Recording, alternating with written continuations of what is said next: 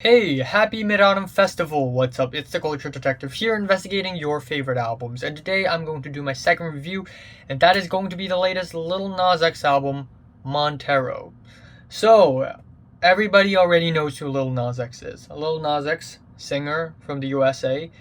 He's been very popular, very famous. He blew up after he released the song Old Town Road about a couple years ago, which blew up, became super huge. Everybody's singing it, and a lot of people are like, oh, it's just going to be a one-hit wonder. And Lil Nas X has kind of proved them wrong when he released the 7 EP, an EP called 7, where there are some legitimately good tracks where Lil Nas X tries out different genres, but then there are also other not so good tracks. But anyways, ever since Old Town Road, Lil Nas X has done extremely well publicity wise. Not only is he huge on TikTok and is incredibly witty and funny on Twitter, but he's also a Gen Z meme culture ambassador who has been very in tune with the Gen Z culture of the Gen Zs.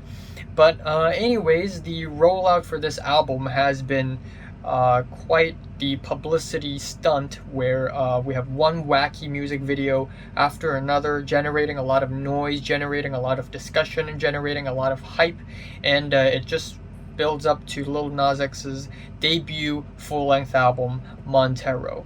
So, I'm going to talk about the first half of the album first, because the first half and the second half of this album is somewhat different. So, the album opens off with Montero, Call Me By Your Name, which is also the first single leading up to the album, with the incredibly controversial music video where Lil Nas X lap dances on Satan.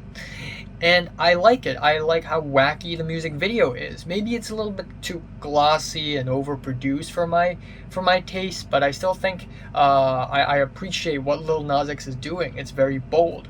But overall, it is a damn good song. It's a Latin flavored groover with very catchy verses and choruses. I love the fun, cheeky lyrics. It is Lil Nas X in all its glory. I also really, really love the track Industry Baby. I think it's probably my favorite song of the entire album. Also, probably my favorite Lil Nas X song. I think it is catchy as hell. I love the banging drums, the grand horns. It is very catchy and triumphant. Jack Harlow is featured on this track, and he sounds amazing. His vibe, just chemistry with Lil Nas X is just very great. You know, he has a lot of chemistry. And the track Dolla Slime featuring Megan Thee Stallion is another highlight for me. I like the snappy trap beat, the soft bouncy keyboards, and Lil Nas X and Megan Thee Stallion give off a really fiery energy that I just really like. But I also don't think this album is all that great. There are a few tracks on this album that I find kind of forgettable, kind of average, kind of regular. We have the track Dead Right Now, which I think is kind of a regular cut. The instrumentals are a little bit moodier, it has a pretty regular trap beat, and overall it just doesn't really stick in my head or anything. It's just very forgettable. The track That's What I Want sees Lil Nas X trying to dabble into millennial pop stuff with acoustic guitars and hand claps and a very cliche chorus. The whole track is just one huge dud. It leads into an interlude which doesn't really do anything, doesn't really transition all that smoothly into the track Scoop, where Lil Nas X tries to do this minimalist banger thing with the simple keyboards and simple beats. Instrumentally, I think it's just okay, and Doja Cat is featured on this track, and she has a very nice whimsical energy to her performance, which is really nice, but I think overall it's just not that great of a track. The track One of Me is a mellower, more personal cut with pianos and more expressive vocals, and this track features none other than Elton John. And that being said though, Elton John does not sing on this track, he only plays the pianos. Afterwards, we have the track Lost in the Citadel, where Lil Nas X tries to do pop punk, and the production is not really all that great. The vocals sound inorganic, and the drums are very reverby for some reason, which kind of makes the track sound very glossy.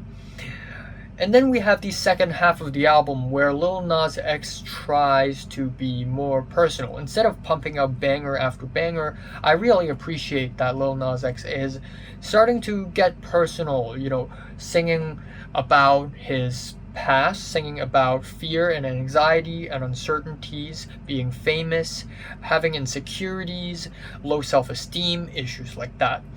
We have the track Tales of Dominica with the very moody guitars, and yeah, I like the lyrics. It is essentially about fear and uncertainty about the future. After all, Lil Nas X's career is only starting. I also kind of like how this track sounds like a dramatic One Direction song, but in a good way. I've never been a huge fan of One Direction, but this track is kind of reminds me of One Direction for some reason, but in a good way. It's kind of dramatic, but also kind of poppy and palatable. Then we have the track Sun Goes Down, which is a mellow track. The vocal melodies are not bad at all, and once again, we have very personal lyrics where Lil Nas X struggles with self-esteem. Then we have the track Void with a kind of a atmospheric, Coldplay-esque build-up, and we have lyrics about existentialism, love, and loneliness. And that being said, though, I don't think this track is all that great because it sounds like it's building up to something, except it builds up to nothing. Then the track Don't Want It is structurally kind of empty and kind of scant. And also in the middle of the track, we have all this sound clips of, and the award goes to Lil Nas X, Lil Nas X, Lil Nas X. And it takes up a bulk of the time on that track. But the album ends off pretty strong. We have Life After Salem, where Lil Nas X turns angsty and heavy with a more rock-oriented track with the spacey choruses. And I think it kind of works, even though it is very, very, very different from the poppier, catchier cuts of the first half, which kind of threw me off a little bit, but I still think Lil Nas X sounds pretty damn good on this track. And the album ends off with the track Am I Dreaming, featuring Miley Cyrus. And Miley Cyrus doesn't ruin the song. She is actually fine on this track. And overall, this track is about moving on from past trauma, but also about being forgotten, and Lil Nas X and Miley Cyrus does a pretty strong duet on this track. The acoustic guitars are fine, and I think it is a pretty solid way to end off the album. So overall, I don't think this is a great album by any means. There are still tracks on this album that I think could need some more writing work, production work, and I think are still a little bit regular and cliche, but still there are of course highlights on the album that I enjoy. So yeah, my favorite track here is Industry Baby. My least favorite is That's What I Want. I'm giving Lil Nas X's debut full-length feature album, Montero, a strong 6 out of 10. So, have you listened to the latest Lil Nas X album? For 1 to 10, how much you rate it? Like and subscribe if you want more. And thanks for watching.